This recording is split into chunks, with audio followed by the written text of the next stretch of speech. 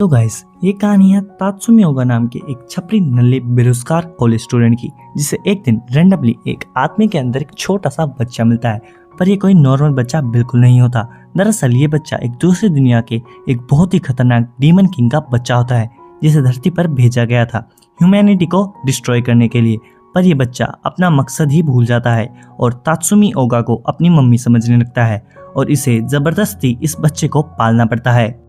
तो कहानी की शुरुआत में हम इशियामा सीनियर सेकेंडरी स्कूल को देखते हैं, जहां पर पढ़ाई के अलावा बाकी सब कुछ होता है, लौंडियाबाजी और पंगे वगैरह।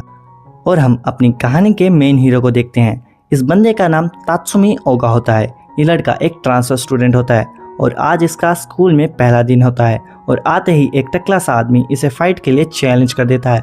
इस बंदे का नाम आबे होता है और ये बंदा बोलता है, तुम फर्स्ट ईयर के ओगा हो ना, आ बेटे मुझसे फाइट कर, तू नहीं बचता आज। एक स्टूडेंट बोलता है कि गलती पंगे हो गए भाई, ये ओगा नहीं बचने वाला, खतरनाक ही पंगे होने वाले हैं। और तभी हम देखते हैं कि ओगा को इस बंदे को देखकर पसीना आने लगता है कि ओगा डर गया और पानी की बाल्टी बहने लगती है। ओगा के सर से झरना बहने लगता है और फिर नदी बहने लगती है और फिर पूरा समुद्र बहने लगता है। और फिर वहीं खड़ा एक बंदा बोलता है, ओ भाई ये पसीना नहीं, इसके सर पर तो एक बच्चा है, ये कौन है? और हम देखते हैं कि ओगा के सर पर एक बच्चा होता है और ये सुसु कर रहा होता है ओगा के सर पर। और तभी आबे उस पर हमला करने के लिए आगे बढ़ता है, लेकिन ओगा एक हाथ से पंच को रोकता है और अपने दूसरे हाथ से उस बच्चे को अपने सर से उतारता है और बोलता है, अबे ओ टॉयलेट समझा है क्या मुझे?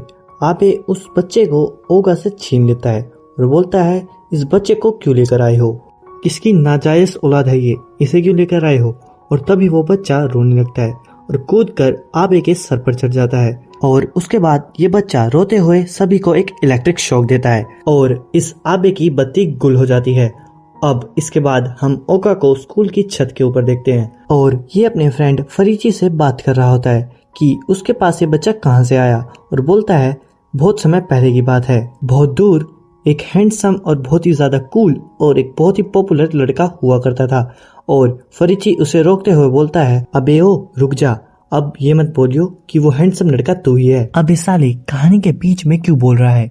बीच में रोक देता है, बात का फ्लो तोड़ देता है, चुपचाप सुन ले मेरी कहानी। हाँ तो मैं कहाँ पर था? हाँ तो जब वो हैंडसम कूल और पॉपुलर लड़का वहाँ पर कुछ लोगों को पानी में डुबा रहा था और उन्हें बुली कर रहा था, तब मैंने देखा बहुत बड़ा सा मुच्छड़ आदमी पानी में बहता हुआ आ रहा है। फरीची उसे फिर रोकता है और बोलता है, पानी में कौन बहकर आता है?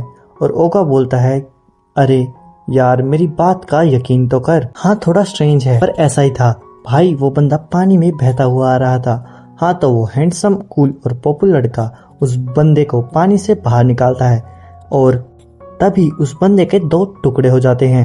और ओगा देखता है कि उसके अंदर से एक छोटा सा बच्चा बाहर निकलता है और उसका दोस्त उसे फिर रोकता है, किसी बंदे के अंदर से बच्चा कैसे निकल सकता है? और ओगा उसे इग्नोर करते हुए अपनी स्टोरी को कंटिन्यू रखता है। हाँ तो उसके बाद मैंने उस बच्चे को जगाने की कोशिश की, पर ये बच्चा मुझसे अलग ही नहीं हुआ और मुझसे और भी ज्यादा चिपक गया और तभी से बच्चा मेरे साथ है। तो उसका दोस्त बोलता है, ओगा भाई तुम्हारे लिए हॉस्पिटल की बुकिंग कर दूं? तुम्हारी कहानी का कोई भी विश्वास नहीं करने वाला और इस बच्चे को इधर दे। साले बच्चा चोर झूठ पे झूठ बोले जा रहा है। और जैसे ही फुरुची उस बच्चे को ओगा से अलग करता है, तभी वो बच्चा उन दोनों को ही एक खतरनाक वाला इलेक्ट्रिक शॉक दे देता है और तभी वहाँ पर एक बहुत ही बड़ा धमाका हो जाता है। दरअसल ये बच्चा अब ओगा से कनेक्टेड हो चुका है और अगर कोई भी इस बच्चे को ओगा से अलग करने की कोशिश करेगा तो ये बच्चा बहुत ही खतरनाक वाला इलेक्ट्रिक शॉक देगा, या अगर इसे रोना आएगा तो भी ये शॉक देगा। अब इसके बाद ओगा स्कूल के अंदर आ जाता है और इस बच्चे को लेकर जा रहा होता है। रुचि भी उसके साथ ही होता है और तभी इसके सामने दो लड़के आपस में लड़ते हुए जा रहे थे और तभी ओगा वहाँ पर जाता है और उन दोनों को पकड़ के बोलता है, ओए चुप हो जाओ वरना ये बच्चा जाग जाएगा। और तभी हम देखते हैं कि वो बच्चा जाग चुका है और रोने भी लगा है। और फिर वही होता है जिसका सभी को डर था, वो बच्चा सभी को एक बहुत खतरनाक वाला इलेक्ट्रिक शॉक देता है। सभी को शॉक लगने के बाद हम देखते हैं कि इन दोनों की हालत खराब हो चुकी है और ये दोनों काले हो चुके हैं और ये किसी तरह खुद को घसीटते घसीटते कैंटीन की ओर जाने लगते हैं। तभी हम देखते हैं कि कैंटीन का सारा खाना बिक चुका है और अब कैंटीन में सिर्फ एक ब्रेड बचा होता है जिसे खाने के लिए दो टीम आई होती है और इस ब्रेड को खाने के लिए इन दोनों टीम के बीच फाइट हो जाती है और तभी वहाँ पर ओगा आ जाता है जो अपने दांत दिखा रहा होता है, जिसके दांत बिल्कुल डेंजी की तरह